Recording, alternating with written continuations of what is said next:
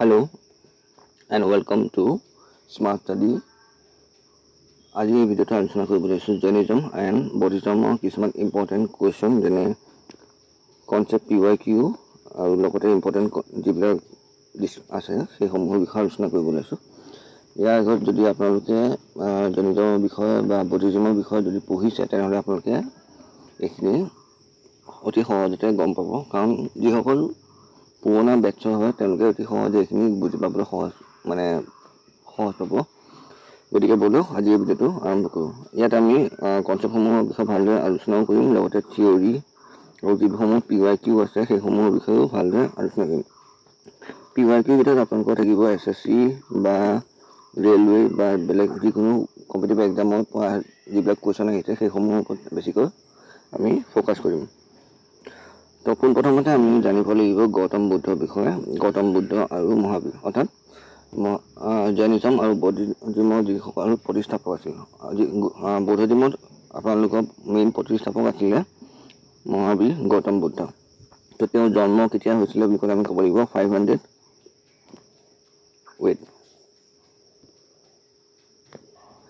563 BC আৰু জেগাখিনিৰ নাম হৈছে লুম্বিনী, অৰ্থাৎ বৰ্তমান সময়ত যদি ক'বলৈ যাওঁ আমি নেপালৰ এটা খুব ধুনীয়া জেগা এটা ফালে এইটো অৱস্থিত আছে। আৰু প্ৰায় আপোনালোকে দেখিব পাৰে যে নেপালৰ সেই ছাইডৰ ফালে বুদ্ধিজিম বা চাইনা সেইফাললৈও আপোনালোকৰ বুদ্ধিজিমক বেছিকৈ ফ'ল' কৰা দেখিবলৈ পোৱা যায়, কাৰণ সেইফালৰ পৰাই বুদ্ধিজিমৰ প্ৰচলিত হৈ আহিছিলে আৰু তাৰ বাবে আপোনালোকে সেইখিনি ভালদৰে মনত ৰাখিব। তেওঁ যদি বংশটোৰ কথা আলোচনা কৰিব যাওঁ তেতিয়া তেওঁ আছিলে চাক্স বংশৰ এটা বিশেষ সাম্ৰাজ্যৰ পৰা। এইটো লুম্বিনী বুলি মই অলপ আগতে কৈছোঁ, আৰু তেওঁ যিটো উপদেশ প্ৰথম দিছিলে সেইসমূহ দিছিলে আপোনাৰ সাৰনাথ বুলি পেলাই এটা জেগাত, আৰু মোক্ষ প্ৰাপ্ত কৰিছিলে আপোনাৰ কুশীনগৰ। আৰু যিটো পবিত্ৰ স্থল আছিলে সেইটো বোধগয়া হয়। বোধগয়া বৰ্তমান বিহাৰৰ এটা জেগা আছে। আৰু তেওঁ এজন পুত্ৰও আছে। পুত্ৰৰ নাম কেতিয়াবা কাটচিত আপোনালোকৰ কুৱেশ্যন পেপাৰত আহি যায়, যিটো আমি আগলৈ আলোচনা কৰিম, যিবিলাক PYQ আছে সেইসমূহত আমি আলোচনা কৰিম। গৌতম বুদ্ধৰ ল'ৰাটোৰ নাম আছিলে ৰাহুল। আৰু নেক্সট আহিব আপোনালোকৰ মহাবীৰ। আমি এনেকৈ যদি কম্পেয়াৰ কৰি পেলাই যদি আমি এইসমূহ আলোচনা কৰোঁ তেনেহ'লে অতি সহজতে এইসমূহৰ বিষয়ে ভালদৰে আলোচনা কৰিব পৰা যায়। ইয়াত আপোনালোকৰ মহাবীৰ স্বামী তেওঁ আছিলে 540 BC ওচৰ পাছৰ, আৰু তেওঁৰ জন্ম হৈছিলে বিহাৰৰ এটা জেগা, এইটো হৈছে তেওঁ বৈশালী। আৰু তেওঁ কোনটো বংশ আছে বুলি ক'লে আমি ক'ব পাৰিম যে লিচ্ছবি বংশ বুলি আছিলে। জন্ম যিহেতু বৈশালীত হৈছিলে আৰু মোক্ষ প্ৰাপ্ত কৰিছিলে পাৱাপুৰীত। আৰু গৌতম বুদ্ধৰ যেনেকৈ এজন পুত্ৰ আছিল আৰু তেনেকৈ মহাবীৰৰ এজনী ছোৱালী আছিলে, নামটো হৈছে অনুজা বা প্ৰিয়দৰ্শনা। নেক্সট আহিব আপোনাৰ গ্ৰন্থসমূহৰ বিষয়ে, আৰু যিহেতু গ্ৰন্থসমূহৰ পৰা আমাৰ এই তথ্যসমূহ পোৱা যায়, হয়নে? তো এই গ্ৰন্থসমূহ প্ৰথমতে পালি ভাষাত লিখিছিলে বৌদ্ধ গ্ৰন্থসমূহ। তাৰপিছত গৌতম বুদ্ধৰ জীৱনৰ কিছুমান তিনিটা দিশ দেখাইছিলে। ধৰি লওক আপোনালোকৰ তিনিটা দিশ কি সেইটো কেতিয়াবা আপোনাৰ কুৱেশ্যনত আহি যাব পাৰে, যেনেকৈ ধৰি লওক হীনায়না, মহায়ানা আৰু বজ্ৰায়না। হীনায়নাত কি হয়, টিচিং অৰ্থাৎ বস্তুসমূহৰ গৌতম বুদ্ধৰ যিসমূহ আদৰ্শ সেইসমূহৰ বিষয়ে তাত জানিবলৈ পোৱা যায়। তেওঁলোকে গৌতম বুদ্ধক ফ'ল' কৰিছিলে। গৌতম বুদ্ধই যিসমূহ উপদেশ দিছিলে তেওঁলোকে সেইসমূহকে মানি লৈছিলে। মহায়ানাত কি হয়, তেওঁ গৌতম বুদ্ধক মূৰ্তি পূজা কৰা হৈছিলে, অৰ্থাৎ মূৰ্তি পূজা। আৰু হীনায়নাসমূহত লিখা হৈছিলে আপোনাৰ পালি ভাষাত, আৰু মহায়ানা লিখা হৈছিলে আপোনাৰ সংস্কৃত ভাষাত। বজ্ৰায়নাত কি হয়, বৰ্তমান সময়ত আমাৰ অসমত কিছুমান জেগা আছে য'ত যাদু মন্ত্ৰ তন্ত্ৰবিদ্যাসমূহৰ বাবে বহুত পৰিচিত, যেনেকৈ ধৰি লওক মায়ং। তো তেনেকুৱা ধৰণৰ কথা যে মায়ং যিহেতু তন্ত্ৰ মন্ত্ৰসমূহৰ বিষয়ে জনাইছে, তো তেওঁলোকে কি কৰে বজ্ৰায়নে ফ'ল' কৰিছে। চিম্পলকৈ এটা এক্সাম্পল হিচাপে আপোনালোকে এইসমূহ জানিব পাৰে। তন্ত্ৰ মন্ত্ৰসমূহ যিহেতু সংস্কৃত ভাষা বা টিবেটিয়ান লেংগুৱেজত লিখা হৈছিলে, তো সেইসমূহৰ বিষয়ে আপোনালোকে অলপ মনত ৰাখিব। নেক্সট আহি যাব আপোনালোকৰ জৈনিজম। জৈনিজমসমূহ প্ৰাকৃতিক লেংগুৱেজত লিখা হৈছিলে আৰু জমালি আছিলে তেওঁৰ প্ৰথম ষ্টুডেণ্ট। আৰু তেওঁ জমালি আছিলে চন অফ ল আছিলে, নিজৰ পুত্ৰকে তেওঁ প্ৰথম উপদেশ দিছিলে। আৰু জৈন ধৰ্মত কিছুমান মিনিং দুটাকৈ মিনিং দিছে, যেনে দিগম্বৰা এণ্ড শ্বেতাম্বৰা। দিগম্বৰা এণ্ড শ্বেতাম্বৰা। শ্বেতাম্বৰা অৰ্থাৎ বগা বস্ত্ৰ ধাৰণ কৰা ব্যক্তিসকল, আৰু দিগম্বৰা হৈছে কোনো ধৰণৰ বস্ত্ৰ গ্ৰহণ নকৰা, যেনেকৈ ধৰি লওক নিৰ্বস্ত্ৰ হৈ থকা। তো এই দুটাক জৈন ধৰ্মত ফ'ল' কৰা হৈছিলে। ইয়াত আহিব আপোনালোকৰ নেক্সট জৈন ধৰ্মৰ কিছুমান ইম্পৰ্টেণ্ট তীৰ্থাংক। আৰু যদি চাবলৈ যায় ইয়াত টোটেল আপোনালোকৰ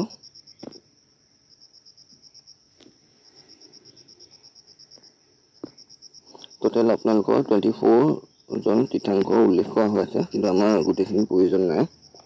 আমাৰ প্ৰয়োজন আছে ঋষভদেৱ, আদিনাথ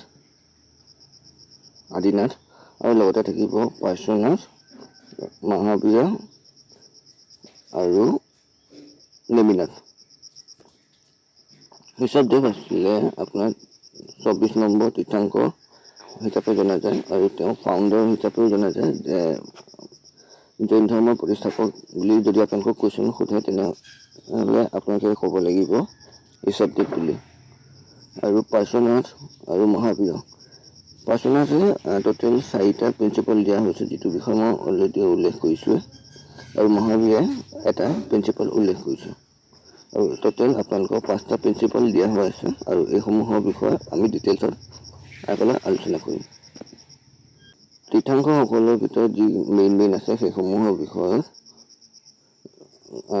ঋষভদেৱ আছে। ঋষভদেৱসমূহৰ কিছুমান চিম্বলত বুজা যায়, যেনেকৈ বুল আছে কিছুমান ইম্পৰ্টেণ্ট চিম্বল, আৰু পাৰ্শ্বনাথক সাপৰ জৰিয়তে তেওঁ সেই চিম্বলসমূহ বুজা যায়, আৰু মহাবীৰক লায়ন অৰ্থাৎ সিংহ চিম্বল দি পেলাই বুজোৱা হয়।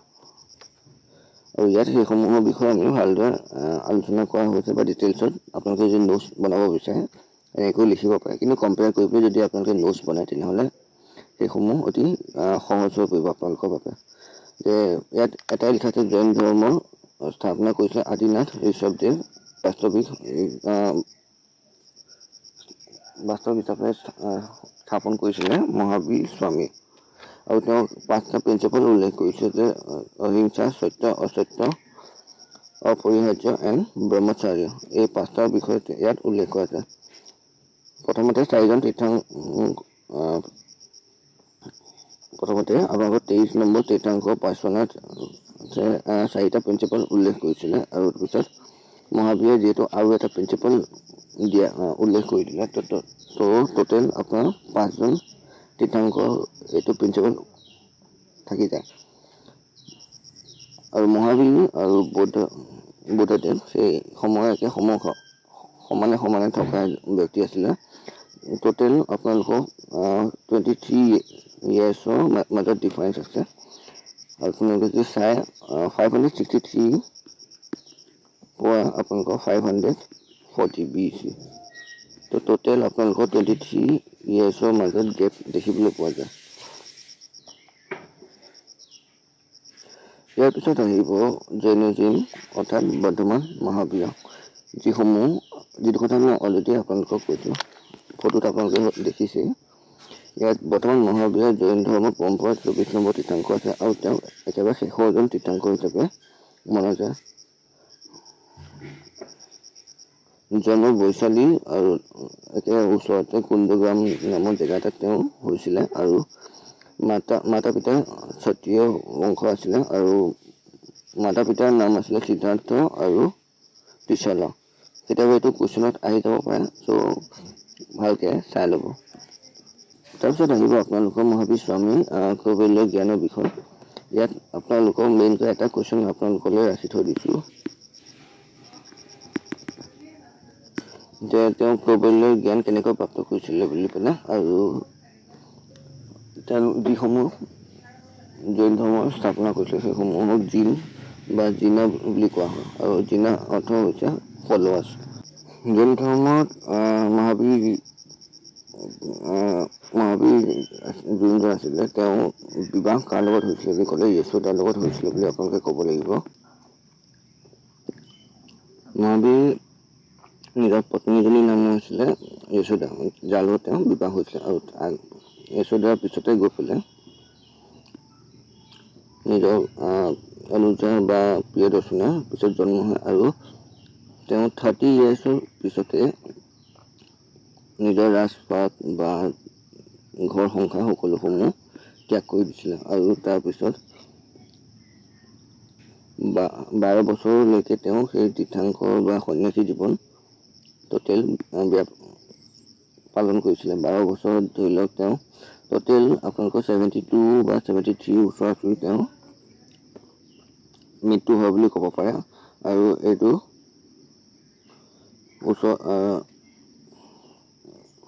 আৰু যেতিয়া তেওঁ 12 বছৰ যেতিয়া সন্যাসী জীৱন ব্যাপক কৰিলে, তাৰপিছত চেল্ফ মডিফিকেশ্যন লাভ কৰিবলৈ সক্ষম হয়। 42 বছৰ বয়সত যেতিয়া তেওঁ ঋতুপালিকা নদীৰ এটা ছাল গছৰ ওচৰত তেওঁ জ্ঞানৰ প্ৰাপ্তি কৰিছিলে, আৰু তাত ঋতুপালিকা নদীৰ ক'ত পাইছিলে বুলি যদি আপোনালোকে সোধা যায়, তেনেহ'লে আপোনালোকৰ থাকিব বিহাৰ। অৰ্থাৎ কিছুমান অলপ আগতে আপোনালোকক যে সুধিছিলোঁ কুৱেশ্যনটো যে কৈবল্য মানে কি আছিলে, বা কেনেকৈ কৈবল্য জ্ঞান প্ৰাপ্ত কৰা হয়। অৰ্থাৎ সেইটো বিষয়ে যদি ক'বলৈ যাওঁ তেনেহ'লে 13 বছৰ ইয়াত লিখা আছে in the 13 years of the, এতিয়া সন্যাসী জীৱনটো ব্যাপক কৰে বা মানুহে তেতিয়া সন্যাসী জীৱন ব্যক্ত কৰাৰ পিছত যেতিয়া আধ্যাত্মিক বা মোক্ষৰ যিসমূহৰ বিষয়ে মানে লাভ কৰে ন, তেতিয়া তেওঁক কৈবল্য জ্ঞান বুলি কোৱা যায়।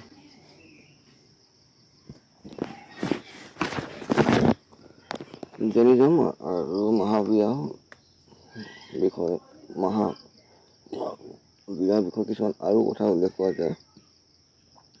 যায়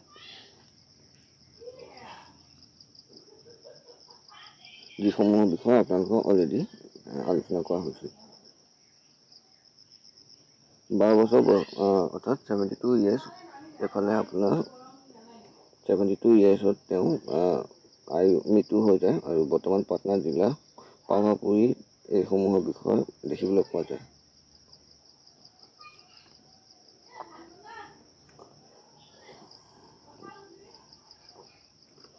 মহাবীৰৰ বিষয়ে যদি চাবলৈ যাওঁ, তেওঁ টোটেল 11জন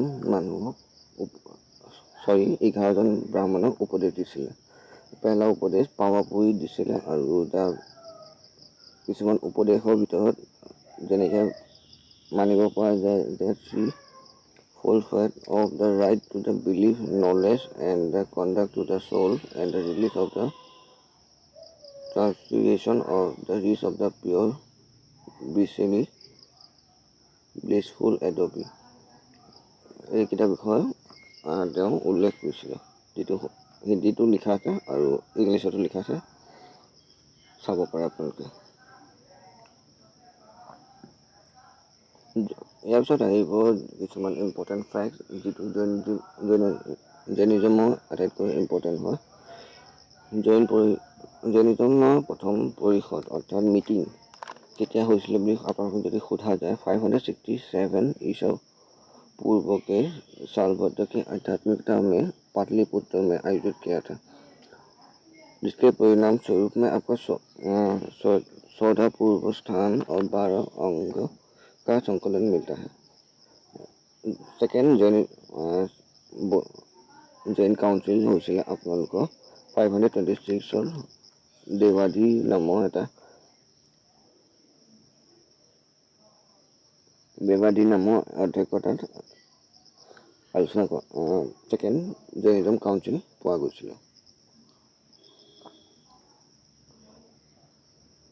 ইয়াত সেইসমূহৰ কথা উল্লেখ কৰিছে। বৰ্তমান যিখিনি আমি আগত আলোচনা কৰি আহিছোঁ যে সেইসমূহৰ বিষয়ে কিছুমান ইম্পৰ্টেণ্ট কথা উল্লেখ কৰিছে। জৈনিজমৰ কিছুমান ফেক্ট আছে যে ভাগৱতী সূত্ৰত ইয়াৰ অনুগামী যেনেকৈ ধৰি লওক আত্মা কি, সংখ্যাৰ পদাৰ্থ, চৰম কৰ্ণ, ব্ৰহ্মা বিভিন্ন বিষয়ৰ ওপৰত প্ৰশ্নৰ উত্তৰ বুলি চামিল হয়। তো তাৰ বিষয়ে ইয়াত উল্লেখ কৰা হৈছে। ভাগৱতী সূত্ৰৰ মেইনকৈ আপোনালোকৰ কি হয় বা কিহৰ ওপৰত উল্লেখ বেছ হয় সেইটো আপোনালোকক সুধি দিব পাৰে কেতিয়াবা কুৱেশ্যনত। ত' চাই কৰি ল'ব। এতিয়া আহিব আমাৰ কিছুমান ইম্পৰ্টেণ্ট কুৱেশ্যন যে ৰেডি 3, 2, 1 গো। তো ফাৰ্ষ্ট আমাৰ যিটো पहला উপদেশ দিছিলে উপদেশ किस भाषा में दिया था मतलब মহাবীৰে যেতিয়া ফাৰ্ষ্ট চাৰ্মন দিছিলে অৰ্থাৎ উপদেশ দিছিলে তেওঁ তেতিয়া কোনটো ভাষাত দিছিলে? তো ইয়াৰ আনচাৰটো হ'ব পালি। জৈন ধৰ্ম সংঘৰ লগত চামিল হোৱা একদম প্ৰথম মহিলাগৰাকী কোন হয়? তো তেতিয়া আমাৰ আনচাৰটো হ'ব চন্দ্ৰধনা।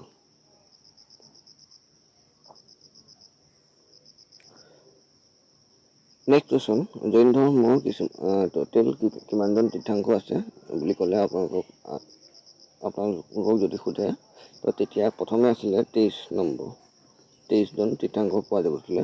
তাৰপিছত পিছলৈ লাষ্ট আৰু এজন এড হৈ গৈছিলে আৰু তেওঁৰ বিষয়ে আমি অলৰেডি আলোচনা কৰি আহিছিলোঁ। তো টোটেল আপোনালোকৰ আহি যাব 24 তীৰ্থংকৰ।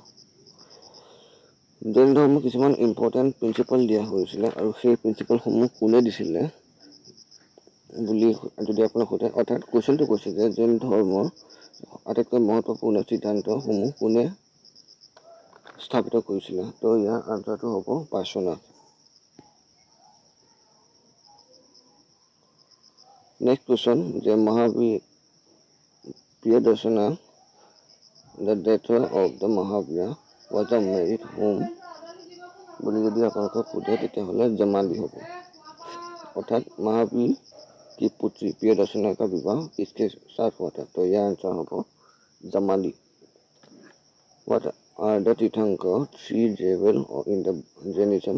তো ইয়াত জৈনিজমৰ যিটো ত্ৰিৰত্নৰ কথা কোৱা হৈছে সেইটো কি হয়? সেইটো হ'ব আপোনালোকৰ right to the faith, knowledge and the right to the conduct. এতিয়া আহি যাব আমাৰ বৌদ্ধিজম, সবচে ইম্পৰ্টেণ্ট পাৰ্ট। যিসমূহ আমি বৰ্তমান ডিছকাছ কৰিছিলোঁ সেইসমূহ জৈনিজমৰ ওপৰত আছিলে আৰু তাৰ লগতে আমি যিসমূহ কম্পেয়াৰ কৰিছিলোঁ যাতে আপোনালোকৰ ৰিভাইজ কৰাত সুবিধা হৈ যায়। জৈন ধৰ্ম আৰু ধৰ্ম দৰ্শন যিটো আপোনালোকৰ বৌদ্ধদেৱৰ যিসমূহ শিষ্য আছিলে সেইসমূহৰ দ্বাৰা বিকাশিত হৈছিলে বুলি কোৱা যায়। সাধাৰণতে এইসমূহ আপোনালোকৰ নেপাল, চীন, কোৰিয়া এইবিলাক জেগাসমূহ বা জাপান সেইসমূহৰ ফালৰ পৰা বৌদ্ধিজমসমূহ প্ৰচলিত হৈ আহিছিলে বুলি কোৱা যায়। আৰু এইসমূহ কেন্দ্ৰীয় ভূমিকা 20th सेंचुरी के दौरान आपको इसमें मिल जाता है। पश्चिम से फैल कर आया हुआ था।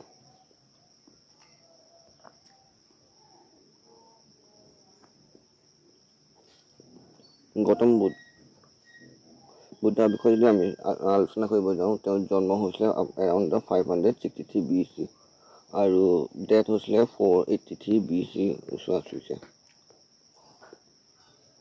তো বৌদ্ধিজমৰ ফাউণ্ডাৰ হিচাপে আপোনালোকে জানিব পাৰে যে গৌতম বুদ্ধ হয় আৰু যাৰ জন্ম প্ৰথমে সিদ্ধাৰ্থ নামত, প্ৰথমে তেওঁৰ আগৰ নাম আছিলে সিদ্ধাৰ্থ। তাৰপিছত যেতিয়া তেওঁ মোক্ষ প্ৰাপ্ত কৰিবৰ কাৰণে ঘৰ সংসাৰসমূহ বাদ দিছিলে, তেতিয়া ৰাজপাট সেইসমূহ যেতিয়া বাদ দিছিলে তেতিয়া তেওঁ গৌতম বুদ্ধ নামেৰে পৰিচিত হৈছিলে। সিদ্ধাৰ্থৰ জন্ম 563 BC মে লুম্বিনী বৰ্তমান যিটো নেপালৰ এৰিয়া হয় সেইসমূহত এটা সত্ৰীয় বংশত হৈছিলে, যিসমূহৰ বিষয়ে অলৰেডি আমি আলোচনা কৰিছিলোঁ। সিদ্ধাৰ্থৰ সিদ্ধাৰ্থৰ মাকৰ নাম আছিলে মহামায়া আৰু পিতাকৰ নাম আছিলে চতুৰ্ধন।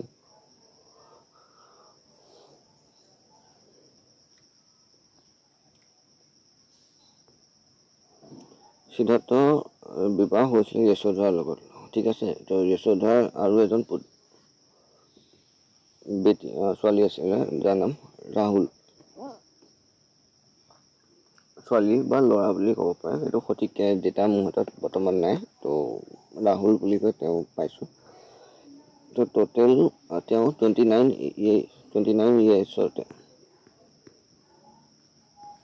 ইয়েৰ্ছতে ঘৰৰ পৰা ওলাই গৈছিলে মোক্ষ প্ৰাপ্ত কৰিবৰ কাৰণে।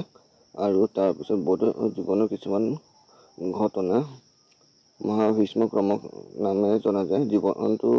বৌদ্ধ জীৱনৰ যিটো জীৱনশৈলী সেইসমূহক মহাভীষ্ম ক্ৰমক নামেৰে জনাজাত হৈছিলে। বৌদ্ধদেৱৰ যিসমূহ জীৱনশৈলী ঘটনা সেইসমূহ যিহেতু অলৰেডি কৈছিলোঁ মহাভীষ্ম ক্ৰমক নামে জনা যায়। আৰু তাত যিসমূহ বৌদ্ধ শিষ্য আছিলে তেওঁ নাম আছিলে অলাৰা আৰু উদাৰক।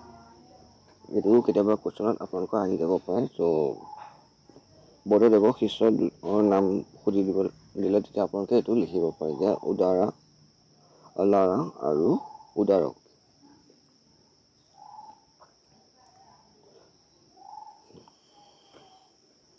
টোটেল আপোনাৰ 29 ইয়েৰ্ছত তেওঁ ঘৰৰ পৰা ওলাই গুচি গৈছিলে, হয়।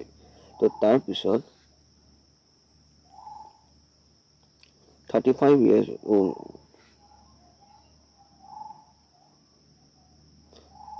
তাৰপিছত 35 ইয়েৰ্ছত তেওঁ সিদ্ধাৰ্থ অৰ্থাৎ বৌদ্ধদেৱে নিজৰ নিৰঞ্জনা নদীৰ তলত এডাল পিপল গছৰ তলত তেওঁ ধ্যান কৰি পেলাই নিজৰ গোটেই জীৱন নিৰ্বাহটো কৰিছিলে। আৰু সেইটো বৰ্তমান সময়ত তেওঁ নিজৰ ধ্যান য'ত কৰিছিলে বুলি সুধিব পাৰে আপোনালোকক, তেতিয়া আপোনালোকে ক'ব লাগিব যে বোধি বৃক্ষত তেওঁ ধ্যান কৰিছিলে বুলি। আৰু সেই জেগাটোৰ নাম আছিলে বৰ্তমান বোধগয়া। আৰু এই বোধি বৃক্ষটোৱে গৈ পেলাই বৰ্তমান সময়ত বোধগয়া নামৰ জেগাটোলৈ ট্ৰান্সফাৰ হৈছিলে আপোনাৰ, যিসমূহ বৰ্তমান বিহাৰত অৱস্থিত হৈছে। আৰু বৌদ্ধ যিসমূহ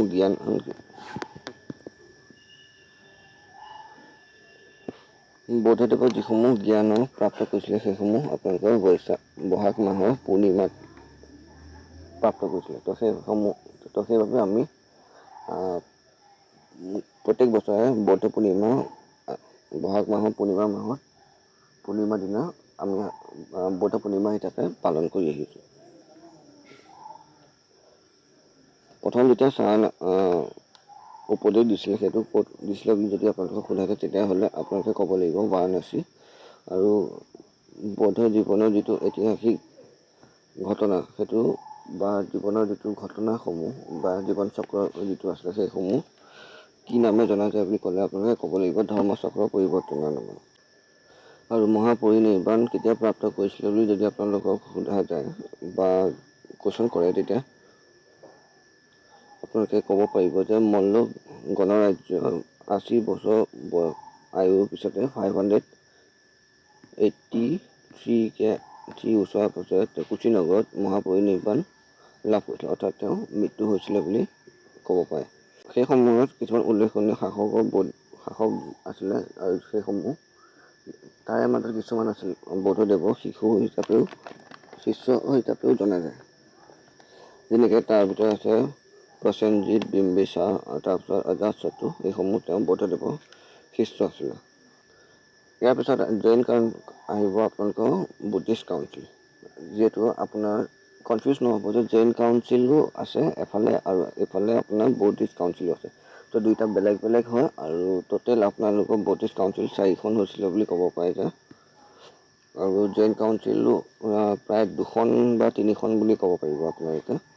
তো দুইটা বেলেগ বেলেগ হয়, অলপমান খেলি মেলি হৈ যায় বেছিভাগ। তো কম্পেয়াৰ কৰি পেলাই বনাব নোটটো যাতে আপোনালোকৰ সুবিধা হয়। তো ফাৰ্ষ্ট কাউন্সিল হৈছিলে আপোনালোকৰ ৰাজগৃহ এৰাউণ্ড আপোনাৰ 483 के आसपास। আৰু ইয়াত যিজন চেয়াৰমেন আছিলে সেইজন আছিলে আপোনাৰ আজাদ চট্টু। আৰু divided the teaching of the Buddhism in the two Pitaka, Vinaya পাতিকা আৰু সূত্ৰ পাতিকা। অৰ্থাৎ বুদ্ধিজিমে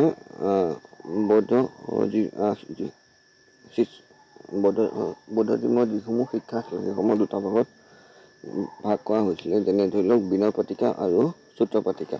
তো ছেকেণ্ড কাউন্সিল আহিব বৈশালী এৰাউণ্ড 383 ওচৰা-ওচৰিকৈ সভাকৰ্মী আৰু সেই সময়ত কিং আছিলে কৌশল্য। ছেকেণ্ড কাউন্সিল হৈছিলে আপোনালোকৰ বৈশালী এৰাউণ্ড আপোনাৰ 383 BC के आसपास। আৰু এইটো হৈছিলে সভাকৰ্মীত, আৰু ইয়াৰ কিং ৰজা আছিলে কাল অশোকা। নেক্সট আহিব আপোনালোকৰ থাৰ্ড কাউন্সিল বুদ্ধিজিমৰ, আৰু এইটো হৈছিলে পাটলিপুত্ৰ এৰাউণ্ড 250 BC के आसपास। আৰু ইয়াৰ ৰজা আছিলে অশোকা। আৰু third part of the Tripitaka was the fourth of the Pali language. Next আহিব আপোনালোকৰ ফ'ৰ্থ কাউন্সিল, যিটো হৈছিলে আপোনালোকৰ কাশ্মীৰত কুণ্ডলবন নামৰ এটা জেগাত এৰাউণ্ড আপোনাৰ 72 AD। AD ফুল ফৰ্ম আপোনালোকে মোক কমেণ্ট ছেকশ্যনত জনাব। আৰু কাৰ আণ্ডাৰত হৈছিলে বুলি ক'লে আপোনালোকে ক'ব লাগিব ৱাসুমিত্ৰ নামৰ এজন ৰজা আছে আৰু ভাইচ চেয়াৰমেন আছে। টাইপ অফ দ্য বুদ্ধিজিমত যদি চাওঁ আমি হিনায়না, বজ্ৰায়না, মহায়ানা সেইসমূহৰ বিষয়েও পাওঁ।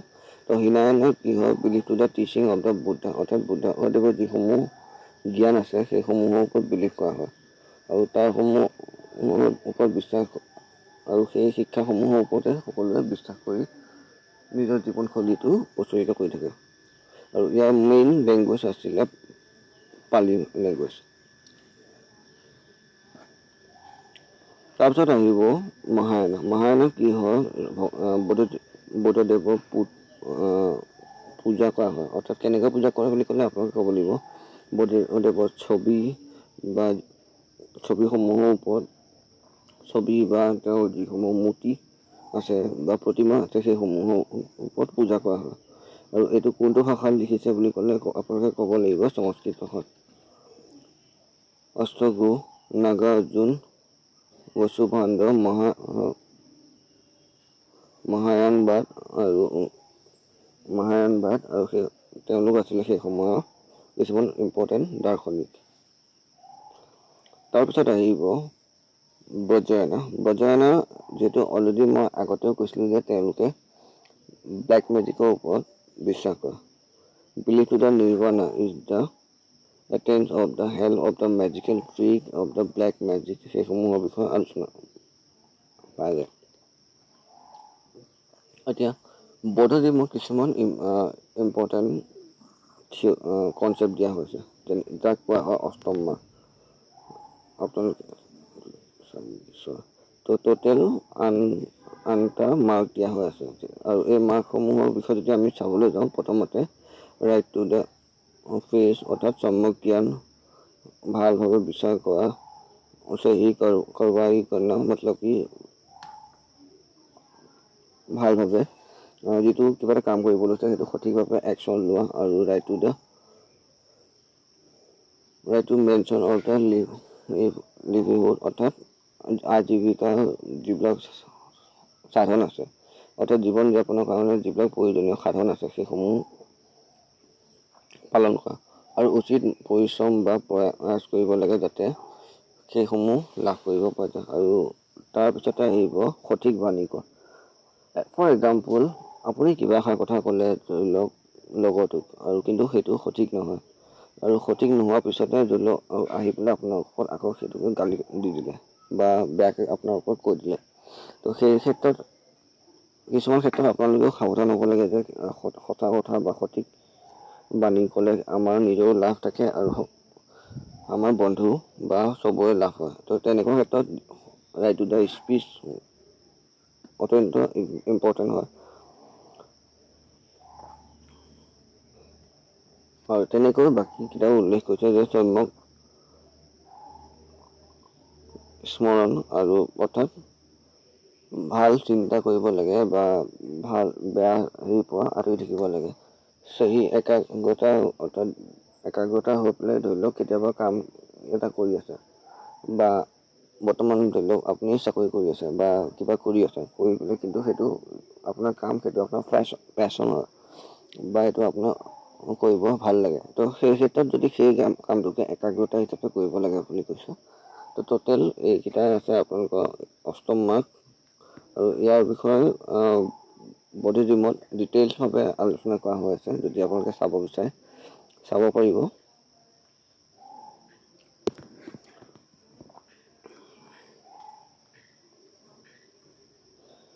তাৰপিছতে আহিব বৌদ্ধজিমৰ কিছুমান 3টা ৰত্ন, যিটো চবচে ইম্পৰ্টেণ্ট হয় বুদ্ধ, ধৰ্ম আৰু সংঘ, যিটো কেতিয়াবা কুৱেশ্যনত আহি যোৱা দেখিবলৈ পোৱা যায়। নেক্সট এতিয়া আমি আহিছোঁ কিছুমান ইম্পৰ্টেণ্ট কুৱেশ্যনৰ ওপৰত, আৰু এইখিনি অলৰেডি মই ভিডিঅ' কৰি পেলাই ৰেকৰ্ড কৰিছিলোঁ, কিন্তু ৰেকৰ্ডটো কাট খাই গৈছিলে, তো সেইবাবে আকৌ এবাৰ ৰেকৰ্ড কৰিবলগীয়া হৈছে। তো ষ্টাৰ্ট কৰিছিলোঁ যে ফাৰ্ষ্ট কৈছে যে গৌতম বুদ্ধৰ জন্মস্থান এক উপবন ৰূপত মানা যায়। আৰু সেই অৰ্থাৎ আমাক সুধি আছে যে চিম্পুলকৈ এটা কথাই সুধিছে যে গৌতম বুদ্ধৰ জন্ম ক'ত হৈছিলে। তো সেইটো কথাই পাকে পাকে ঘূৰাই পেলাই আপোনালোকক কৈছিলে। এইটো হ'ব আনচাৰ আপোনাৰ নেপালৰ লুম্বিনী জেগাত, আৰু এইটো আহিছিলে SSC CGL 2020। আৰু ইয়াৰ উপৰিও লগতে তেওঁ যিটো মোক্ষ প্ৰাপ্ত কৰিছিলে সেইটো ক'ত প্ৰাপ্ত কৰিছিলে, সেইটো যদি আপোনালোকক সোধা যায় তেনেহ'লে কুশীনগৰত তেওঁ মোক্ষ প্ৰাপ্ত কৰিছিলে।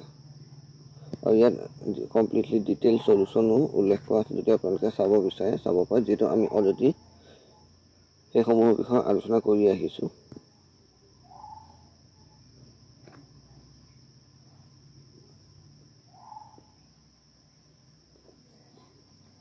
Next question, 2023 CGL question. This was the first woman to the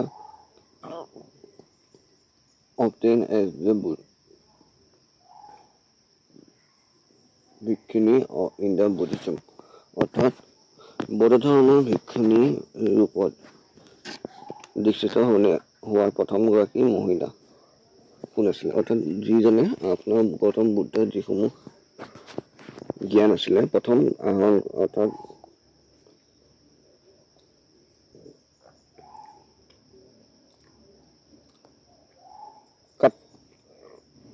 তো ইয়াৰ যিটো আনচাৰ क्वेश्चन नंबर 2 যে बौद्ध धर्म भिक्षुणी रूप में दीक्षित होने वाली पहली महिला कौन थी। तो यार जितना आंसर आएगा आपको महा प्रजापति गौतमी।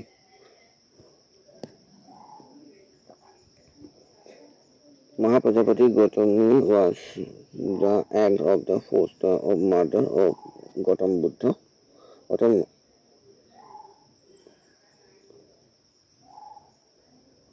ভগৱান গৌতম বুদ্ধৰ যিটো এজন পালক মাতা পিতা আছিলে, সেইজন হৈছে বুদ্ধ কি মৌচী আছিলে।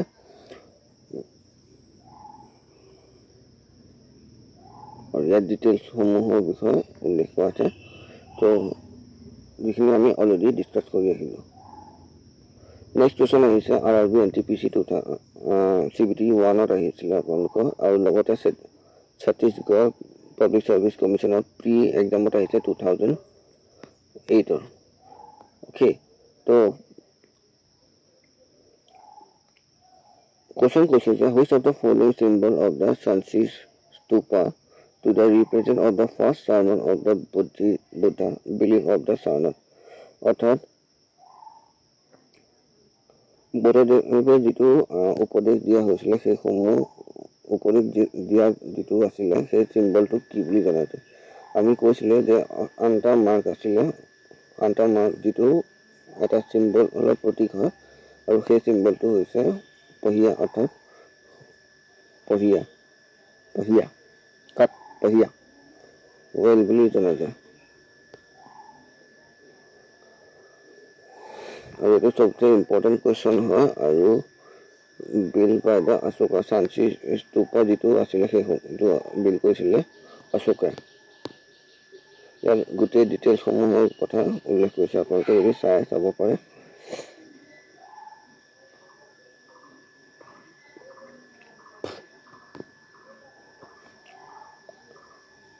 which the reference to the Ajivika consider of the following statement আৰু এইটো আহিছিলে SSC CGL 2024 তো ইয়াত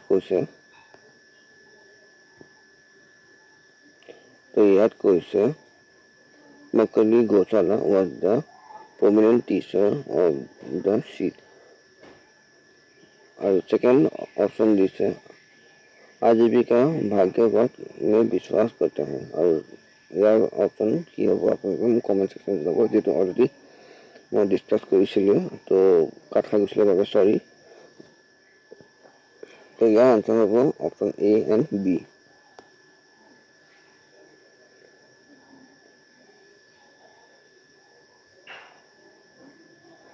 आजीविका এনেকুৱা এটা সমুদায় হয় যিটো আপোনালোকৰ ডেষ্টিনিৰ ওপৰত বিলিভ কৰে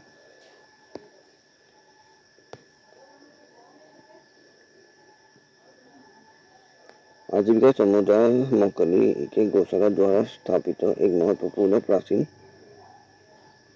स्थापना आंदोलन है आजीविका संप्रदाय महावीर गौतम बुद्ध के दोनों के समकालीन के आसपास ये स्थापित किया गया था और ये डिटेल्स সকলো উল্লেখে আছে আৰু যদি আপোনালোকে পঢ়িব বিচাৰে পঢ়ি চাব পাৰে নেক্সট কুৱেশ্যন আহোঁ ইয়াত আপোনালোকে কোনটো কাৰেক্ট নহয় সুধিছে হা প্ৰথম ইম্পৰ্টেণ্ট আপোনালোকে হয়তো দৌৰাদৌৰিত কাৰেক্টটো দি দিব পাৰে তো বি কেয়াৰফুল এইটো আহিছে RRB NTPC CBT 1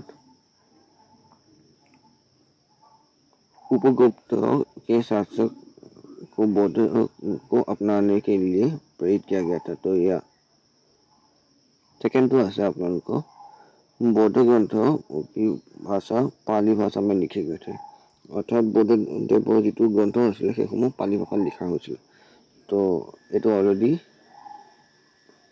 শুদ্ধ হয় নহয় আপোনালোকে জনাব ऑप्शन सी কৈছে যে सौरभ गौतम बुद्ध के व्यक्तिगत से चिकित्सक थे सौरभ गौतम बुद्ध चिकित्सक आছিলে জানো নাছিলে নহয় তো ইয়াৰ আনসাৰটো হ'ব আপোনালোকৰ অপশ্যন নম্বৰ সি আৰু গৌতম বুদ্ধৰ জন্মস্থান ক'ত আছিলে বুলি ক'লে আপোনালোকে ক'ব লাগিব যে নেপাল তো ইয়াৰ অপশ্যন ডি টো অলৰেডি কাৰেক্ট হয় তো ইয়াত ডিটেইলছ সলিউশ্যনসমূহ আৰু লগতে যিসমূহ ইম্পৰ্টেণ্ট আছিলে সেইসমূহৰ বিষয়ে উল্লেখ কৰিছে যে সৌৰভ এটা প্ৰসিদ্ধ ভাৰতীয় চিকিৎসক আছিলে আৰু আয়ুৰ্বেদ বা আভাভূত গ্ৰন্থৰ অৰ্থাৎ সৌৰভ চিকিৎসকৰ ৰচিতা আছিলে আৰু তেওঁৰ যিটো সময়সীমা আছিলে 22nd and 3rd century CE के आसपास था उसके बाद सौरभ को अक्सर आयुर्वेद के जनक के रूप में भी जाना जाता है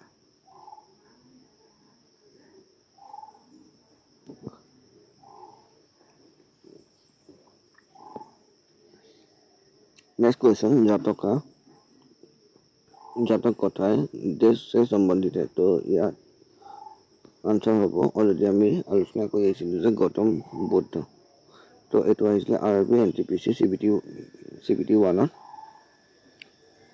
जातक कथा गौतम बुद्ध जी पुनर्जन्মৰ বিষয়ে उल्लेख करे जे अर्थात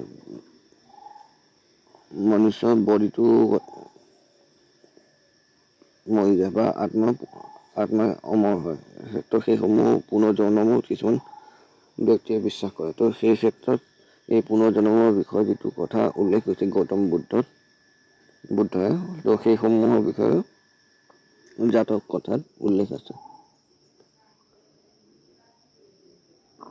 জাতক মুখপাত্ৰ হয় সেই গৌতম বুদ্ধৰ যিখন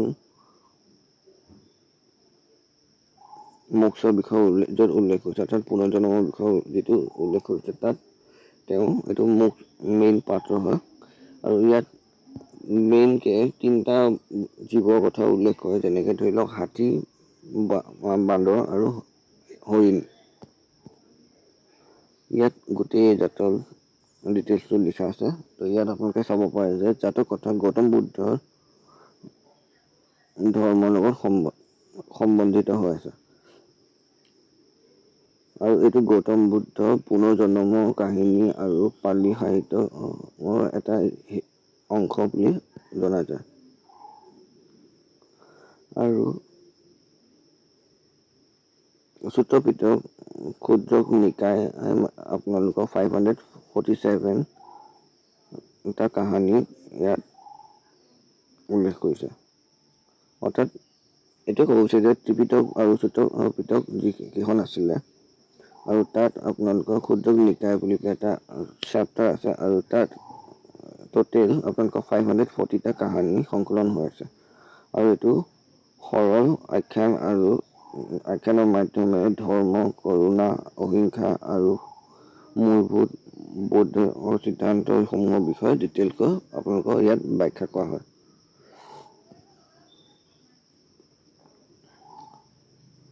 জাতক কথাসমূহ মেইনকৈ আপোনালোকৰ 3rd শতাব্দীৰ পৰা আৰম্ভ হৈ যায়, আৰু এই কথাসমূহৰ ওপৰত নৈতিক শিক্ষা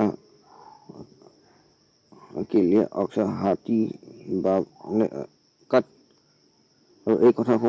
আৰু এই কথাসমূহত মানে আপোনালোকৰ নৈতিক শিক্ষাৰ বিষয়ে কোৱা যায়। অৰ্থাৎ জাতক শিক্ষাৰ কথা জাতক শিক্ষাত আপোনালোকৰ নৈতিক শিক্ষাসমূহৰ বিষয়ে উল্লেখ কৰা যায়। আৰু ইয়াত আচলতে নৈতিক শিক্ষাসমূহ দিবৰ কাৰণে আচলতে হাতী, বান্দৰ, হিৰণ এইসমূহক মেইন পাত্ৰ হিচাপে বাছি লোৱা হয়। ত্ৰিপিটকৰ মেইন অৰ্থটো কেতিয়াবা আপোনালোকৰ কুৱেশ্যনত আহি যোৱা দেখিবলৈ পোৱা যায় যে জ্ঞান কি 3 টকি, অৰ্থাৎ 3 বাস্কেট অফ দ্য উইজডম।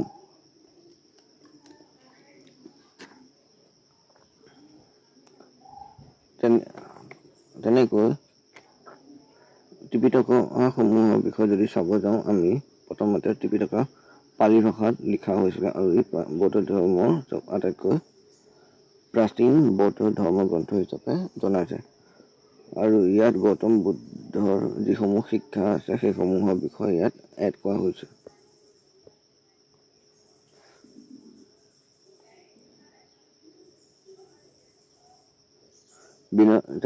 তেনেকৈ ত্ৰিপিটকক আছে, তাৰপিছত বিনয় পিটক আছে। আৰু বিনয় পিটকত কি হয়, মাথৌকিক শিক্ষা deal and the rule and the discipline of the monks and named in the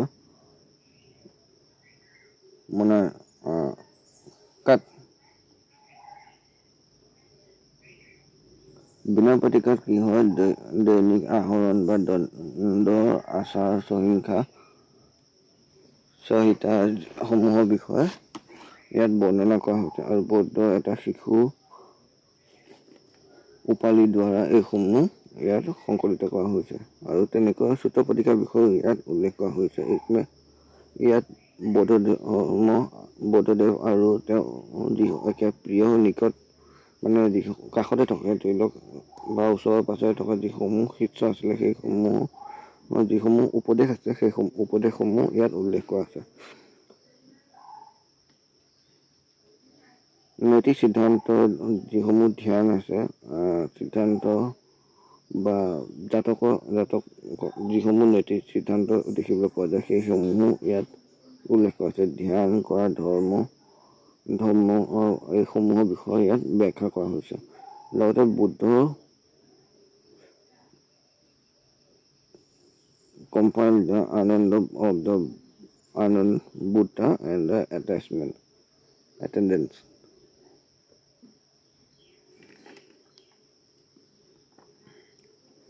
Deal of the philosophical of the psychological philosophical and analysis of the Buddhism of the teaching. অভিধৰ্ম পিটিকাৰ কথা উল্লেখ কৰে যে অভিধৰ্ম পিটিকাৰ বৌদ্ধ শিক্ষা আৰু দাৰ্শনিক আৰু মনোবৈজ্ঞানিক বিশ্লেষণৰ ওপৰত সম্বন্ধিত হয়। এক্সাম্পলত ধৰি লওক মন, পদাৰ্থ, আধ্যাত্মিক সিদ্ধান্ত বা ব্যাখ্যাসমূহৰ বিষয়ে ইয়াত উল্লেখ পোৱা যায়। আৰু compile letter of the scholar of the Buddhist সংঘ।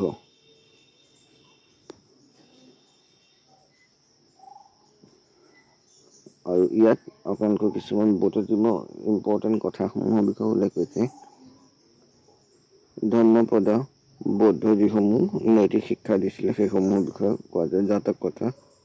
জাতক কথা অলৰেডি আমি ডিটেইলছত ডিছকাছ কৰি আহিছোঁ যে বৌদ্ধ ধৰ্মৰ পবিত্ৰ কাহিনী অৰ্থাৎ পুনৰ্জন্মৰ যিটো কাহিনীবিলাক থাকে সেইসমূহৰ বিষয়ে পোৱা যায়।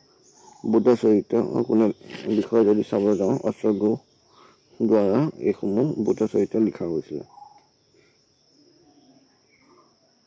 ললিত বিস্তাৰৰ বিষয়ে যদি চাবলৈ যাওঁ আপোনাৰ বুদ্ধ জীৱনৰ ওপৰত লিখা হৈছিলে। অৰ্থাৎ মহায়ানৰ যিসমূহ কথা আছে সেইসমূহত বুদ্ধদেৱৰ জীৱনৰ কথা উল্লেখ কৰিছে।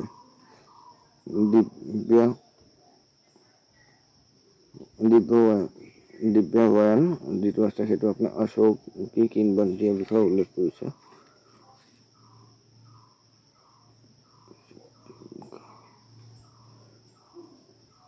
অভিধৰ্ম কোষ আপোনালোকক অলৰেডি কৈছোঁ যে বসুবন্ধুকে দ্বাৰা আপোনালোকৰ লিখা গৈছিলে। ঠিক আছে, তো ইমানখিনি ডিটেইলছ আপোনালোকৰ বাবে যথেষ্ট। আৰু ইয়াতকৈ আৰু বাহিৰত বুদ্ধিজম আৰু জেনিজমত আপোনালোকৰ কোনো ধৰণৰ কুৱেশ্যন আহিবলৈ পোৱা দেখা নাযায়। তো যদি আপোনালোকে ইমানখিনি যদি চাই যায় আপোনালোকৰ বুদ্ধিজম বা জেনিজমৰ ওপৰত যদি কুৱেশ্যন আহে 1 নম্বৰ আপোনালোকৰ পাক্কা বুলি আপোনালোকে ভাবি ল'ব পাৰে। নেক্সট কুৱেশ্যনৰ ফাললৈ যাওঁ যদি আমি, এইটো আহিছিলে SSC CGL 2020 আৰু কৈছে যে which of the following the place of the Lord Buddha give the first sermon on the Four Noble Truths, অৰ্থাৎ কোনটো স্থানত ভগৱান গৌতম বুদ্ধৰ 4টা আৰ্য সত্য কথা প্ৰথম উপদেশ দিছিলে। আৰু এইটো হ'ব সাৰনাথ আৰু এইটো ক'ত আছে আপোনাৰ বাৰাণসী। তাত গোটেই ডিটেইলছখিনি আছে, আপোনালোকে ৰখাই পেলাই যদি পঢ়িব বিচাৰে পঢ়ি ল'ব পাৰে। ফ'ৰ নবেল সত্য যিটো আছিলে তাৰ বিষয়ে যদি চাবলৈ যাওঁ দুখ, সমুদ্ৰ, নিৰুদ্ধ আৰু মোক্ষ এইকেইটা আপোনালোকৰ মেইন কাৰণ আছিলে। আৰু ইয়াত ইংলিছ আৰু হিন্দী দুয়োটাতে লিখা আছে। যদি হিন্দীটো চাব বিচাৰে দুখ, জীৱনত দুখ কিয় হয়, কি কাৰণে হয়, তো সেইসমূহৰ বিষয়ে প্ৰথমতে আৰ্য সূত্ৰত উল্লেখ কৰিছে বুদ্ধদেৱ। আৰু সমুদায় হৈছে কি ইচ্ছা বা দুখৰ কাৰণসমূহ কি, অৰ্থাৎ এতিয়া ফৰ এক্সাম্পল আপোনাৰ কিছু কথাত দুখ লাগিলে আৰু দুখ লগাৰ পিছত দুখৰ কাৰণটো কি আপোনালোকে সেইটো ভাবিলে আৰু দুখৰ কাৰণটো পৰা এতিয়া সেই দুখটো আপোনাৰ লাগি আছে সেইটো পৰা কেনেকৈ ওলাই আহিব পাৰে তাৰ নিৰ্ধাৰণ সম্ভৱ কেনেকৈ হ'ব, তো তাৰ বিষয়ে ইয়াত উল্লেখ পোৱা যায়। অৰ্থাৎ দুখ সমুদায়, उसके बाद निरोध আৰু उसके बाद মক্কা, অৰ্থাৎ দুখ সেই দুখসমূহ নিবাৰণ কৰিবৰ কাৰণে কিছুমান মাৰ্কৰ কথা উল্লেখ কৰিছিলে যিটো আমি অলৰেডি পাই আহিছোঁ। সেই মাৰ্কসমূহৰ জৰিয়তে সেই দুখসমূহৰ পৰা মুক্তি লাভ কৰিব পৰা যায়। এই 4টা সত্য কথা বুদ্ধদেৱে উল্লেখ কৰিছে আৰু তাৰ বিষয়ে আমি প্ৰায়ভাগ জেগাত আমি দেখিবলৈ পাওঁ।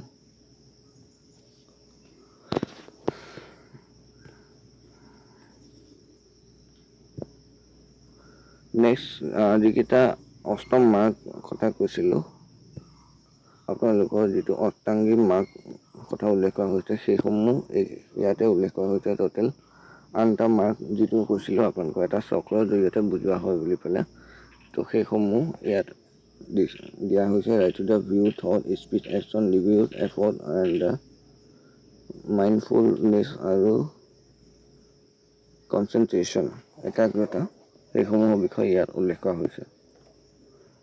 কুৱেশ্যন আহিব পাৰে SSC আহিছে আপোনালোকৰ পেজ 13 2025 6 নম্বৰ 1 কুৱেশ্যনৰ এটা ষ্টেটমেণ্ট দিছে। ষ্টেটমেণ্টত যদি চাবলৈ যায় আপোনালোকে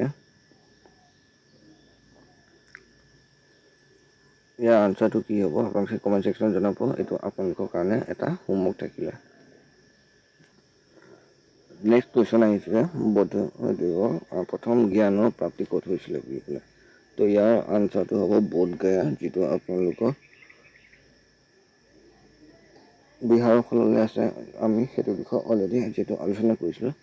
তো সেইটোৱে আপোনালোকৰ কুৱেশ্যনসমূহ একেটাই, আপোনালোকক ঘূৰাই পকাই পেলাই একেটা কুৱেশ্যনকে পাকে কৈ থাকে। যদি সেইসমূহ আপোনালোকৰ মুখস্থ হৈ যায় আপোনালোকে ইমান চিন্তা কৰিবলগীয়া নহয়। বোধগয়া তেওঁ প্ৰথম চাৰণত দিছিলে আৰু কুশীনগৰ আছিলে তেওঁ প্ৰথম মোক্ষ প্ৰাপ্ত কৰা আৰু লুম্বিনী তেওঁ জন্ম হৈছিলে।